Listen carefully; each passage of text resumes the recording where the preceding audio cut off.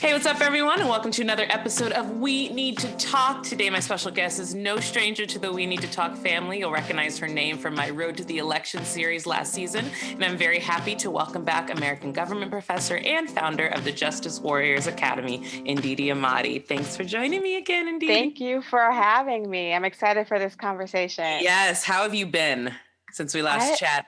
I've been good.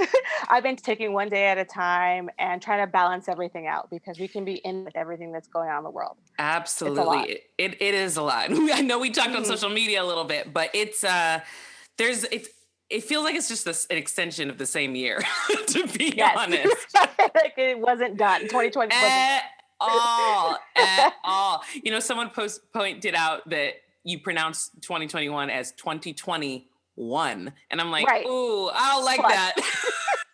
I don't like that. They have I don't think it's called the integer. Yeah. I don't like that. Okay, so I want to talk to you a little bit about just kind of your background and your history and how you got into American government, because I think that trajectory is so interesting. And personally, I don't see enough people in the Black community getting involved in American government and getting involved in politics and choosing the path that you did. So just let's do the timeline of just how you knew this is what you wanted to do, where you went to school, all of that good stuff. Sure, absolutely. I love telling my story. For asking.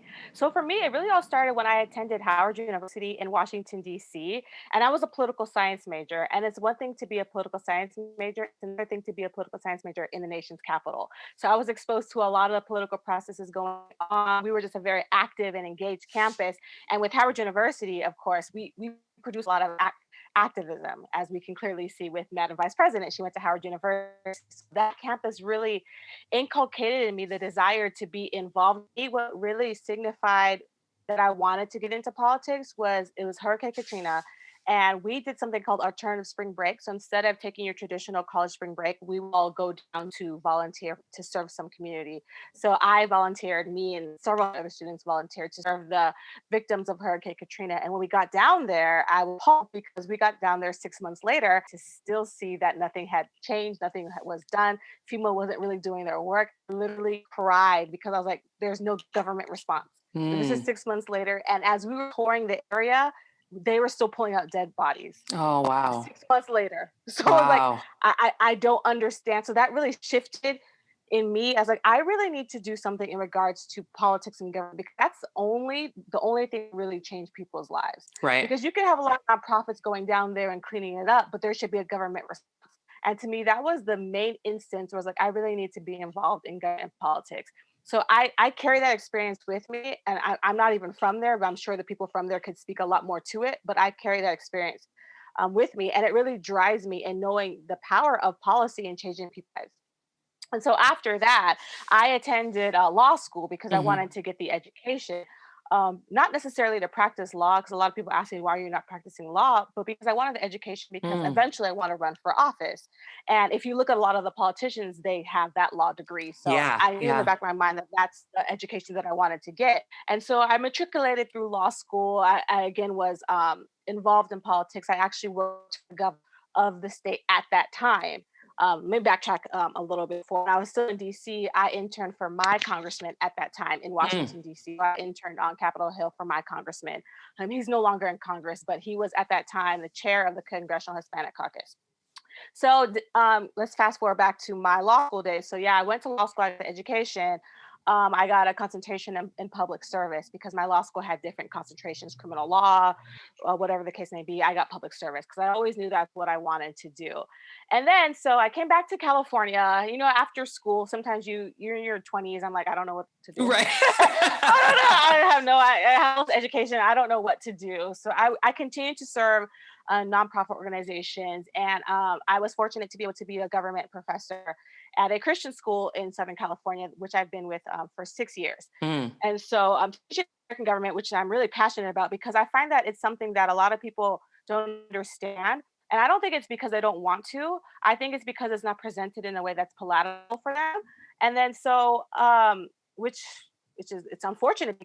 It's in our everyday life. It's like we Yeah. complain about, oh my gosh, there's so many potholes. I was like, that's your city council, that's your mayor.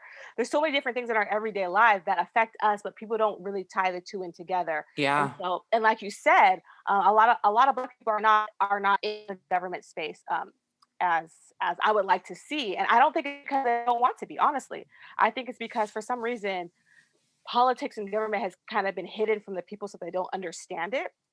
And even with the past election, I know I'm going on tangents. There's so much to talk No, about. I love it. I love it. With the past election, with the propositions in California, that pamphlet was like so thick, but there was only 12. So my dad was like, "Why is there thousands of pages?" I was like, "I really think they don't want people to understand because there's Mm, only 12. It should not be that thick. I know it's good to yeah. have the information, but people are not going to read that. They're just They're not. not. They're They're not. not going to read. They're not going to read that. So I definitely think that government and politics, that information has been hidden from the people. And even in school, we don't teach civics like we should. And even when we do teach American government, it's boring. So it's like people are just like, I don't want to do this until it's too late. It's like what happened? My world is turned upside down, and I really need to get involved. So I just wanted to say it is interesting that you're like, oh, we don't teach civics in school. I feel like a lot of the things that we learn in school are not applicable to our everyday life, They're you not know? applicable. They're not.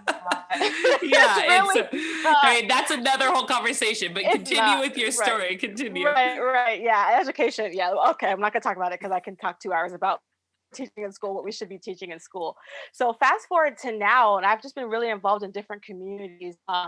I was involved in an organization called Create the Change, which is one of my favorite nonprofit organizations, and we do a lot of good work in Los Angeles. And I did voters workshops with them for the past 4 years.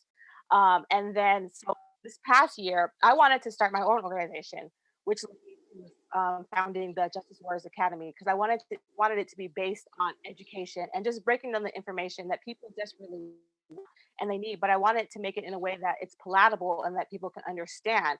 And so I was really excited to launch that last year. And I had several different workshops, especially around the election and voting, because people really wanted to get it right this time, at least right for them. And they wanted to feel like they knew exactly what they were voting for. So moving forward, I definitely looking forward to hosting more workshops and putting out more education because we have a new Congress, we're going to have a new administration, and there's a lot of things that people want to understand. Hmm. And so that's who we are right now. That's incredible. I love that whole story and I love Yeah. everything that you it's almost as if you saw a need for something. So you were like, I'm like with the voter workshops. Yeah, Because yeah, yeah. you didn't have that. So you're like, no, I want to give back and find a way for other people to have something that I didn't have so that they're educated. And I think that's great, just the attitude of paying it forward to people because voting is confusing and Very voting is confusing. there's not enough resources out there. So talk to me a little bit about the voter workshops that you do. Like how are they set up? How do you find where you have them? What kind of resources do you give to them in the workshop? Sure. Well, I first started my first voters workshop in 2016 with an organization called Create the Change, Hmm. and we would host them out of Los Angeles. This past election was a little bit different because everything has been virtual, but the resources that I give them, I tailor it to different jurisdictions because what's going to be on the ballot in Ontario is going to be different from someone's ballot For in sure. Wisconsin. For Try to sure. tailor it to the demographic, and I try to give as much as information as possible non-biased. I have a lot of opinions. I don't like to give my opinion. I want them to vote. I want them to make an educated vote, but I don't want them to vote like me unless they want to. So I Right. try to like break it all down. So in LA, I'm not from LA, but the one I did for the change focused on the district attorney in Los Angeles, and we focused on the measures in LA. And so I would just get abreast on that so I can give them that information. Hmm. But it's pretty much what the organization wants me to tailor to their community and general information as well. And then resources, it depends on the jurisdiction, but for Californians, I like to give them propositions and break that down, what a yes vote would mean, what a no vote would mean. And I always like to do a little breakdown of American government because a lot of people don't understand the difference between the House and the Senate, local, Hmm. state, and federal government, and things of that nature. So sometimes we have to start at ground zero. Ground And it's zero. not because Yeah. people are not intelligent. It's because it's not their expertise. If you asked me Right. to break down math, I wouldn't know. I know no, 1 + 1 is 2. That. You're So like, and that's it's and that's that. that. But I think government is just something people thought it was boring, but as we can see, it's not boring. It's actually fascinating. It's like a reality Yeah. show. Yeah. What do you think? Because I mean, you talked about like the difference between the House and the Senate and all of that, but what Mm. other parts of government do you think are really commonly misunderstood or just misconceptions in terms of just the general society? I think that people think that their vote does not matter because Mm. they complain about these politicians Kentucky, I don't know what's going on in Kentucky, but it's like they complain and they vote for these trash individuals. And it's like you literally put this person in place. They complain about how come we didn't get the 2,000 checks last year. I was like, because you elected this person who has the control to bring it to the floor. And so they don't, I think that's the most misconception is that what they do affects, who is going to represent them. Yeah, I yeah, think they think it doesn't tie in together, but it absolutely does because yeah. it's public service. They serve us. And I think that we don't understand that. Right. So I see a lot of people complaining. I was like, oh my God. I was like, well, who did you vote for? Right. Honestly, it boils down to who did we vote for? They didn't Yeah. just appear. Right.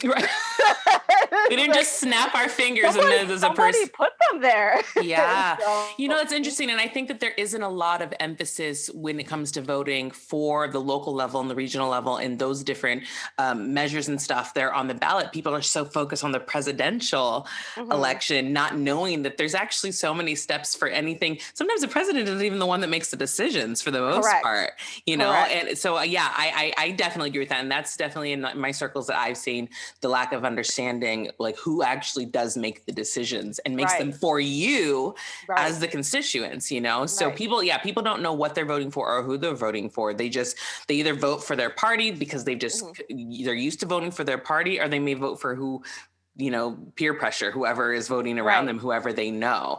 And Right. it's unfortunate because I do think being so misinformed, which we've clearly seen, it ends up affecting them in ways that they didn't think it was going to. Right. And then this time, it's literally life and death. Not to make it morbid, but who we put into office is going to affect everything. We're going through a very trying times that I've never seen before. So Yeah. many lives have been lost based on the mismanagement of government. I look at Yeah. other high efficiency nations. It's like, why are they back to normal? Why are Hmm. we still in this? Right. Based Right. off of government decisions Yeah. that affect our lives. It's the leadership. It It's all, the yeah, yeah, leadership. yeah. Yeah. So when you see that people don't care about you, people need to remember, please do not vote them back into office. you know? Please, please. I don't know how it keeps on happening, which Yeah. is why I definitely think that we need to have some term limits. We don't have term limits in Congress, which we have these individuals, and I'm not an ageist, but we have these individuals who are 80 who are making decisions for a population that is in their mid 30s and mid 40s.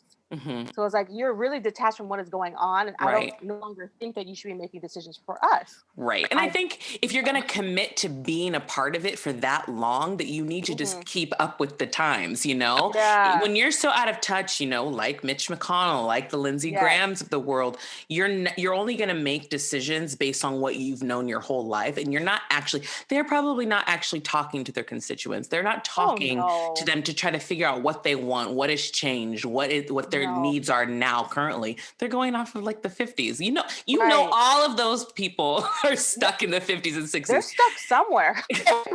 But it's not relevant because the times are moving so fast and you really do need to keep up or at least appear that you're keeping up, at least try, but you're so detached from your constituents and the American population that does everybody a disservice, including themselves. Yeah, yeah.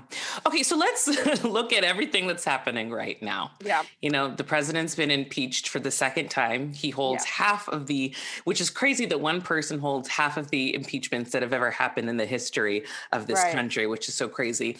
What do you think is going to happen now? Do you think that he's actually going to have any consequences? I mean, he's going to be out of office, very soon. Hmm. Do you think that he's going to suffer any consequences from what has happened this month? Hmm. I actually think that a tide is turning. If you would have asked me this question 2 months ago, I would say that he's not going to suffer any consequences just based on everything that he's been allowed to get away with. But I see some people that's been attached to him, who's been attached to his administration, just stepping back and saying, like, no, we really need to hold this guy's feet to the fire because some of these things are not legal. It's not helpful to the country. It's harming the country. So I do think I'll be interested in seeing what the Senate is going to do if they're going to acquit him or if they're going to convict him. But I do Mhm. think that a tide is turning and that people are starting to see that this is really not beneficial to our country. I see a lot of Republicans saying, I'm no longer a part of the Republican Party based off of what Trump has done to the party. I no longer want to do this based off of what Trump is doing. So it's interesting to see. I think people are trying to save themselves. Like, you really don't want to go down with a sinking ship. Like, for me, as much as I love politics, I wouldn't let anybody ruin my legacy, my reputation, or my career. I just Right. wouldn't. It's It's not not, worth it. it's absolutely not worth it. It's not, Trump is not the hill you want to die on. It's not. It's really not. He could, even his family members, Mary Right. Trump, they're like, no, this is not. I'm not a part of that. Right. And it's so But crazy. I mean, like you said, we are starting to see a turn, and we saw at least 10 Republicans voted for articles of impeachment. I think we need 17 or something in order to convict. But it's hard for me to think that these Republicans that are so hard pressed to defend Trump, that he would do the same for them. You know what I mean? And he so when wouldn't. he wouldn't. So He wouldn't. it's mind boggling to me that they are so hell bent on Mhm, defending him. mhm. That's what are you going to gain from that? I feel like at this point it's psychological and it's a lot of pride and it's a lot of ego. It's like, I've Mm, defended this person for so long, I have to stick it through, or else I'm going to look like I'm double-minded or wishy-washy. But I definitely think it's beyond the point of politics, because I've been trying to understand this for months, even years now. I was like, no, this, you're tying this into your identity. You're tying this into something else that's outside of politics, because a lot of what you're seeing is wrong, but you can't go out and say it. It's a lot of mhm. pride. It's a lot of Mhm. ego. Absolutely. I can see that for sure. It's like, I don't know if you saw this. Jimmy Kimmel said this a couple years ago, actually. He was like, I feel like Trump supporters, it's like when you put up like Star Wars wallpaper in your Mhm. bedroom. At the time, it seemed like a good idea. Yeah. But now it's been in your room for several years and you're like, it's probably time to take this down because it Right. doesn't look. I It's own it. exactly like that. You made a bad Yeah. decision. It's It's okay. okay. You Yeah. learned from it. You're never going to do it again. But some people just aren't there yet. Yeah. So, the funny thing is, I think I read this the other day that Trump could have easily saved his legacy, could have saved his presidency if it weren't for his ego. If he had Mhm. just conceded, and then if he, went on to have like Trump TV or became a Yeah. political commentator or whatever, Yeah. he would still have his fan base. He could run again in 2024 if he really felt like he needed to. But he could have left with some form of a legacy Yeah. intact. But it's crazy what the ego does allow you to It do. is very crazy. It is Like, very crazy. I'm shocked because he really could have walked out of this on top, and now he's literally leaving with nothing. Absolutely nothing. And the thing is, he has such a strong base, which still confuses me. I It's don't yeah. understand. I don't. And some people to think that he is the greatest president that we've ever had. And I just like, can you point me to? Because I don't see it. But he still has that amount of support. But he did lose a lot of support, especially in the way he handled the coronavirus. Yeah. I honestly think he would have been reelected if he handled the coronavirus a little bit better. For sure, because the economy wasn't bad, Hmm. things were okay, I guess, whatever. He just sucked because he tweeted all the time, but things were not in a bad place. He was just not a good Hmm. person. But yeah, Yeah.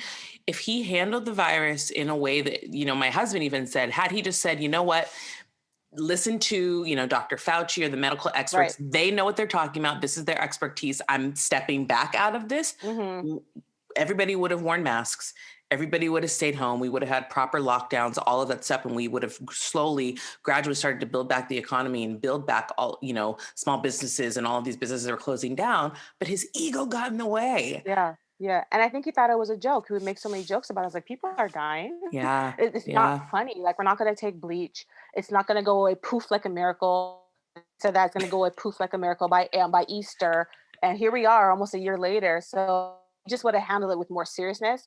I'm kind of glad he didn't handle it with seriousness, because he could have been reelected. But he had that Right. much support. Yeah. But so Absolutely. much damage has been done. Yeah. So we'll see. So now we have, Biden coming in. He's going to be inaugurated. He just released that he is planning for a $1.9 trillion economic relief plan. Mhm. What do you think that this plan is going to see its, be coming to fruition? Do you think Mhm. do you think it's a little ambitious? What were your Mhm. thoughts when you saw the plan that he released? I thought the plan was a good start. I actually don't think it's ambitious. I think that both parties know the country is suffering right now, and I think that actually Biden has no excuse not to get it done, because because we have Kamala who's going to break the tie in the Senate. So there's actually no excuse. You can't blame it on Congress. And if all breaks loose, you have executive orders, which Trump felt free to use all the time. All the damn time. All the time. So I was like, Biden, don't try to play nice. Like, there's really no excuse. We voted for you. not just because we wanted to vote against Trump. We voted for you because we knew that you said that you would do what you were going to do. Like we Right, want you to get right, it done, not just because we have time to waste. right. But I didn't think it was ambitious. I think there's some things that actually could have been handled a little bit better. I know I saw with unemployment, he wants to increase it to 400, but it was 600 back in the summer. And I think that it should be retroactive for the people who lost a lot of money during those gap periods. I Mm-hmm. think that student loan wasn't mentioned in the original CARES Act. The student loan, the interest was stopped. So that I don't think that was mentioned at all. So I even tweeted, I was like, Biden, what about the student loans? What's good? So, like, it's a good start, but there's so much. There's more to do. There's more to do. I More mean, to do. it's interesting because I feel like first Obama and now him, they're Mm, both entering into just bad yeah. situations to have to clean up. Mhm. Obama inherited a terrible Yeah. economy from Two Bush. wars. It's just, it's Mhm. crazy. And now Biden is inheriting this pandemic, and I feel for him, and I Yeah. hope that people going into his presidency show him a little grace and give him Mhm. I mean, I know he is going to try to fast track a lot of stuff, but this isn't an easy thing to walk into and to have to Yeah. deal with when the I wouldn't want president before, no one would want this, right? Why would you want it's a that? mess. This is a Right? mess. Oh my God, it is a It's a complete mess. mess. I mean, you're inheriting basically a global virus because Yeah. people look to America to be leaders, even though we've clearly not led in this. But Yeah. the economy is suffering, people are Mhm. suffering. So he does have a lot to do. But I am confident, and I Mhm. hope that he sticks true to his word and that Mhm. people don't give him a lot of pushback. Now, granted, Democrats are in control, which is great Mhm. for him, because if the Right. Republicans were in control, we've already seen what Yeah. We won't happens. get anything done. And then people blame the president because they don't know how it works. Like, oh, he said he was going to do. And people say, oh, Obama didn't do nothing. I was like, are you sure? Because he tried. Like, I are mean, you sure he he did always nothing? tried. He Like, tried. what more do you want? Did you I want Obama to know. do? He It's quite like, literally could right, he not do anything tried. else. And that's why there's three branches of government. But It's yeah, crazy. yeah. It's crazy. So for you, Mhm. after we get this plan taken care of, what do you think are the next steps for Biden? What would you like to see him Mm. focus on in his presidency in the first year, let's say? Oh gosh, it's like my wish list. Yeah. I would want him to focus on. I want people to get back to work. I definitely think when people are back to work, a lot of issues are alleviated in regards to unemployment, in regards to healthcare, because a lot of people get their healthcare from their jobs.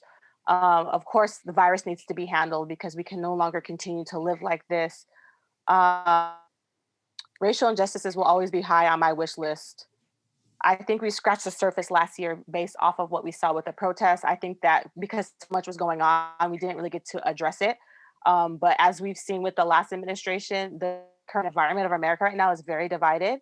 And I'm Hmm. seeing a lot of racists come up. We still need to deal with that. Hmm. Even with the people who protested the, that's their quotes. I don't know if they can see that. Yeah, Who no, they protested rioted the Oh, they Capitol. rioted. That was not a I protest. saw nooses and swastikas, and I was like, why are we doing this? Is this really in the name of an election, or what is this an excuse for hate?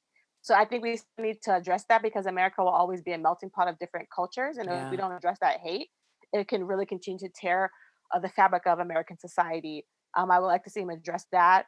Um, so much. Small businesses. I would like to see small business owners get back on their feet. Hmm. There's a lot of hurt. There's a lot of hurt going on. So Yes, absolutely. would And want. he's gotten some pushback because he doesn't think that it is productive to impeach and convict Trump. And look, I get it. Yeah, I get it. He wants to Mhm, move on and not even hear the word Trump ever again. And I'm mhm, sure a lot of us do. But if we take that route, there's mhm. never going to be accountability ever. Yeah, I definitely think he needs to be held accountable for everything. So if it takes away time, he needs to be held accountable because Mhm. what legacy, what example are we setting? Like you said, before America is like this beacon of democracy. Well, we were across the world because Right. when I was in Nigeria last year, like, what are y'all doing? Like, I'm like, I had nothing to do with that. But we're like really questioning. And then I'm on Twitter a lot, and I saw New Zealand was like, "You guys only got $600. Like, we're getting this much for every month of the pandemic." They're like, "What are you guys doing?" Like, So it's like, it's crazy. I it think, is. yeah, I saw the list. Like, some countries, they're getting their full salaries or like Uh-huh. 75% of their salaries. And Yes. like, we got $1,200 Yeah. once and then $600 Yes. for an entire year Yeah. that people have not been able to work Yeah. properly, have had their lives, just Healthcare bills. People have lost individuals. So it's like, like, what do you think that's going to cover? I don't know. I have no idea. Oh man. Yeah, but I think that as far as accountability goes, we really need to put a lot of pressure on politicians moving into this to Mhm. this new administration, and not because they obviously haven't done anything wrong, but it's like if we don't, we're going to Mhm. continue to have situations like we've had in the last 4 years. We're going to have people show up and be that way. We're going to continue to have Mitch Mhm. McConnell's. We might get another version of a Donald Trump. If we Mhm. don't hold people accountable for the decisions that they make and the actions that they have, people are going to be like, oh, well, I messed up, Mhm. and then Right. there's no Right. consequence. And I'm not for that. So I hope Biden supports them Mhm. in their efforts with their impeachment. And hopefully he gets convicted. Honestly, I really Yeah. do think he should be, because what happened at the Capitol was ridiculous. And Can it we was talk his about fault. that? Yes, it was his fault. Okay. So, like, Because the Capitol, what? What? I Girl, first of all, so it's the same day that Georgia, I was so happy because we we were very flipped. happy. And then all of a sudden at noon, Mhm. I was like, Yeah. I turned on the news the in 2019 and half of 2020. I was working for the Congressional Black Caucus Foundation. okay. A lot of time on Capitol Hill. To see the Capitol Hill ransacked like that, some of the buildings you can't even go in with an outside bottle of water. That's how tight security is. So when I saw them busting down the windows, I was like, the only way this could have happened is we have it from the inside helping you do this, because it's literally impossible even breathe the wrong way when you go down into congressional buildings. I was like, I know what building they're in now. I know what building someone's sitting at Pelosi's desk. I'm like, I thought I was watching a movie. There's one Capitol building you can't even walk on the steps. Wow. Well, you can't even walk, and they were up there, and the police officers just standing there, and I'm still flummoxed. I don't know how this happened. And then some Congress women, they said that their panic buttons were ripped out of their offices. So I was like, I didn't okay, see how did that? that. Oh, Yeah, I think it was wow. Congresswoman Ayanna Presley. She said her panic Wow. button was ripped out. And then somebody else said that because congressional officers give tours to the regular citizens.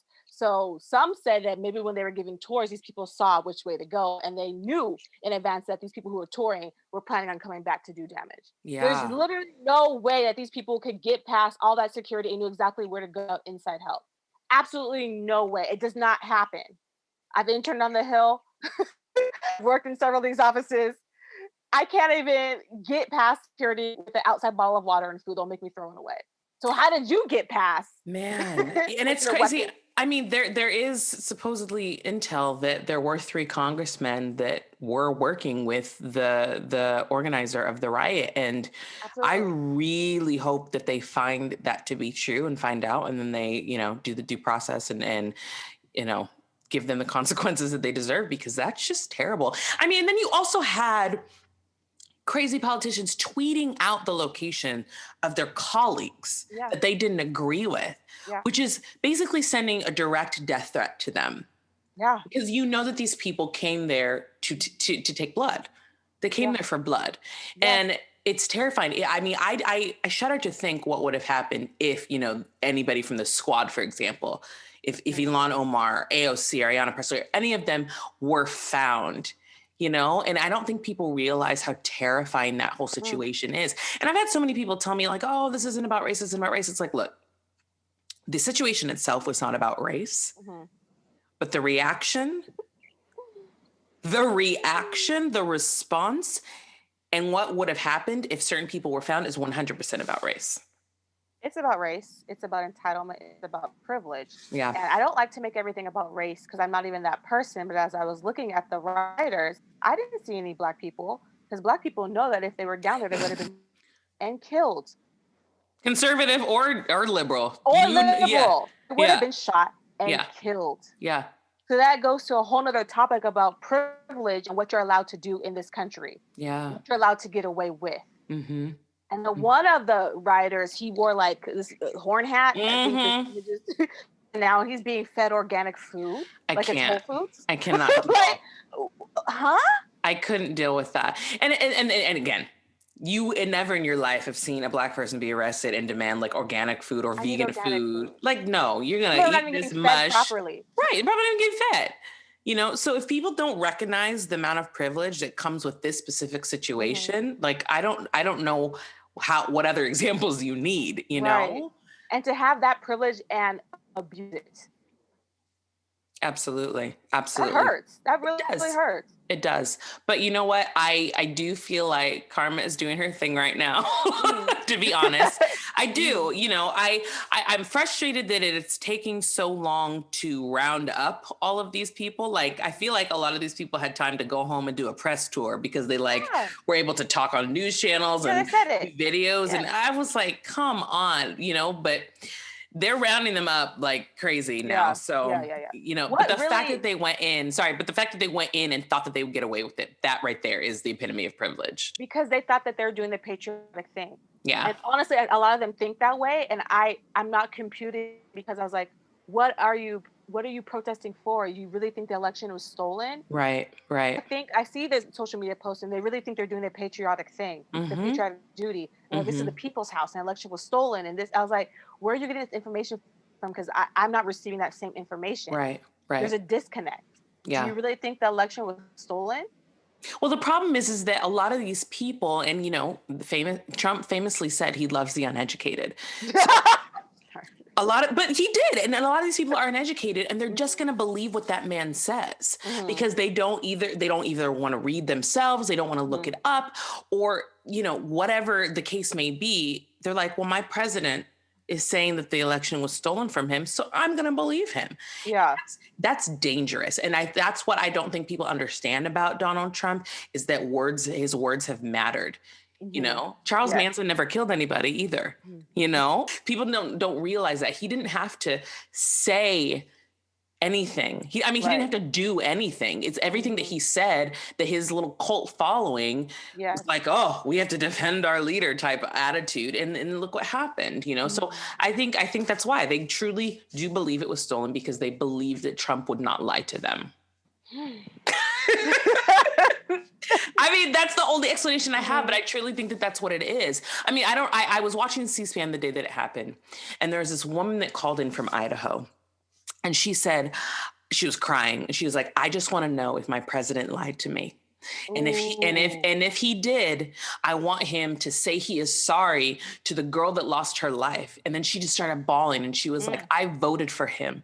She mm. said, I voted for him. She said, I'm so sorry.